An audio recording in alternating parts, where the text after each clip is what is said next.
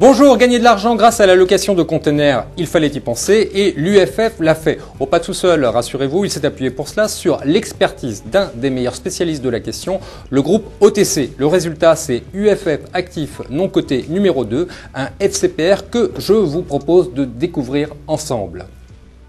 Paul, bonjour. Bonjour Bogdan. Alors, UFF actif non coté numéro 2, c'est votre deuxième FCPR, c'est bien cela ? C'est tout à fait cela. En fait, nos clients recherchent des investissements moins sensibles aux variations des marchés financiers. On a donc imaginé UFF Actif non coté numéro 2, qui est une nouvelle solution d'épargne de notre gamme UFF Actif non coté. Avec UFF Actif non coté numéro 2, on va aborder le marché de la location de containers maritimes. C'est un marché encore peu connu en France et qui a longtemps été réservé à des industriels, des institutionnels et des gérants de fortune. Ce n'est plus le cas. Le marché est en train de s'ouvrir et surtout de se professionnaliser, comme en Allemagne où c'est une classe d'actifs à part entière depuis plus de 30 ans. Et alors pour cela, vous vous êtes associé à OTC. Pourquoi ? Bien parce qu'ils sont très forts dans leur domaine et que c'est un marché qu'ils connaissent bien, s'étant entouré pour cela des meilleurs spécialistes pour bâtir cette offre. Très bien Paul, maintenant je vous propose de retrouver Jean-Marc Pallon qui va tout nous expliquer sur le container maritime. Jean-Marc Pallon, bonjour, vous êtes le directeur général d'OTC, alors quel est l'intérêt du container maritime ? Bonjour Bogdan, la réponse est simple. Le container est une boîte en acier aux dimensions standards, utilisée partout dans le monde. Une boîte résistante, modulable, empilable, étanche, née notamment pour satisfaire et optimiser le transport maritime et la manutention de marchandises depuis plus de 50 ans. L'intérêt des containers réside dans le fait qu'ils se louent et qu'ils procurent ainsi à leurs propriétaires des revenus locatifs importants, réguliers et connus à l'avance. Ils se louent à qui et pourquoi ? À des compagnies maritimes. Elles en ont besoin pour répondre à la croissance du commerce mondial. Elles investissent déjà beaucoup dans les navires et les terminaux portuaires et cela représente des investissements très importants. Pour les containers, elles ont le choix soit de les financer elles-mêmes sur leurs fonds propres, soit les louer. En les louant, elles font des économies d'échelle très importantes et c'est la raison pour laquelle aujourd'hui, 2 containers sur 3 sont loués. Jean-Marc, vous en parlez avec passion et talent, mais je vous propose quand même de découvrir le sujet en images. L'histoire du container est récente, elle date des années 50. Le premier a été construit aux États-Unis en 1958 et débarque pour la première fois à Rotterdam en 1963. En moins de 60 ans, ce caisson métallique aux dimensions universelles va révolutionner le commerce mondial. Il va diviser par 3 les temps de chargement et déchargement des navires et considérablement simplifier les opérations de manutention dans les ports. Son empilement facile va aussi permettre d'augmenter de façon significative le taux de remplissage et donc de rentabilité des navires. Les plus gros peuvent embarquer jusqu'à 20 000 containers. Aujourd'hui, plus de 30 millions de containers circulent dans le monde. C'est 2 fois plus qu'il y a 10 ans. Le marché du container croît de façon régulière grâce à la mondialisation du trafic des marchandises. Le trafic transatlantique ne représente plus que 6% du commerce mondial. Le solde est réalisé par le reste du monde. Plus de 150 compagnies maritimes internationales opèrent quotidiennement sur l'ensemble des mers du globe. La majorité loue ces containers, faisant des acteurs de la location des pièces essentielles de leur développement. Le marché de la location est devenu au fil des ans un marché très mature, notamment aux États-Unis, au Japon et en Allemagne. Jean-Marc, tout de même, comment passez-vous du container maritime au placement financier ? Venez Bogdan, je vais vous montrer.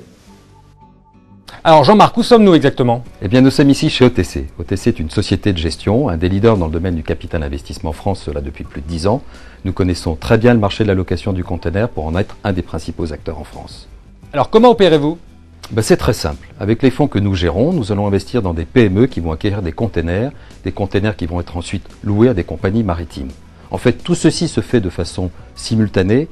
Pour ainsi dire, il n'y a aucun container qui est acquis sans qu'il y ait un contrat de location qui lui soit associé préalablement. Et ce qui nous plaît beaucoup aussi, c'est que le container se loue en vertu de contrats à taux fixe, ferme, non résiliables. En fait, on est sur un schéma de location qui est très simple, avec des revenus qui sont connus à l'avance. Nous n'avons rien inventé, rien réinventé, c'est tout juste l'usage de ce marché depuis 30 ans. Et alors si un container se perd ou s'abîme en mer, qu'est-ce que vous faites ? C'est exactement pareil qu'un bien immobilier en location. À la fin de la période de location, du bail, le locataire de container devra le restituer en parfait état d'utilisation. D'ailleurs, tous les frais d'entretien, tous les frais obligatoires d'assurance en cas de perte et de vol sont complètement pris en charge par la compagnie maritime. Et le risque de loyer impayé alors ? En fait, c'est un risque qui est très faible. À titre d'exemple, au cours des 10 dernières années, le taux de défaillance moyen constaté a été inférieur à 1% par an, ce qui est un signe de la robustesse, solidité et très forte maturité du marché. Et en plus, dans notre cas, nous allons investir dans des PME qui vont acquérir plusieurs containers qui vont être loués sur un très grand nombre de compagnies maritimes.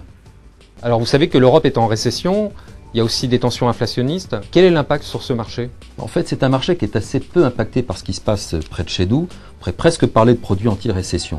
En réalité, plus de 80% des échanges maritimes mondiaux sont complètement en dehors de la zone euro. Et concernant votre point sur l'inflation, d'une manière générale, investir dans un bien physique qui procure des revenus locatifs, dans une optique de placement à long terme, est une vraie protection contre l'inflation. Merci Jean-Marc. Merci Bogdan. Alors Paul, je reviens vers vous maintenant. Alors comment fonctionne ce produit? Eh bien c'est très simple Bogdan. UFF Actif non coté numéro 2 est un FCPR agréé par l'autorité des marchés financiers. Il va investir dans des PME propriétaires de containers qui vont percevoir tous les mois les revenus locatifs correspondants. Ces revenus seront reversés au fonds chaque année sous forme de distribution et cela pendant 10 ans. 10 ans étant la durée de vie du fonds. Un des atouts majeurs de ce véhicule est que, comme l'assurance vie ou le PEA, il bénéficie d'un régime fiscal de faveur.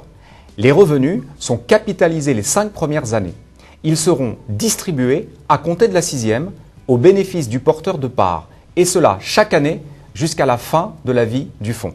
Ces revenus ne seront soumis à aucune taxation sur plus-value. Et alors Paul, qu'est-ce que vous faites des conteneurs au bout de 10 ans? Eh bien, il faut savoir que le conteneur conserve très longtemps ses qualités. Il dispose donc d'une forte valeur à la revente au bout de 10 ans. À titre d'exemple, on constate qu'au bout de 10 ans, outre le fait qu'il intéresse toujours ses utilisateurs habituels, les compagnies maritimes ou d'autres loueurs de conteneurs, il est aussi très recherché par les sociétés industrielles ou commerciales pour stocker leurs marchandises à terre.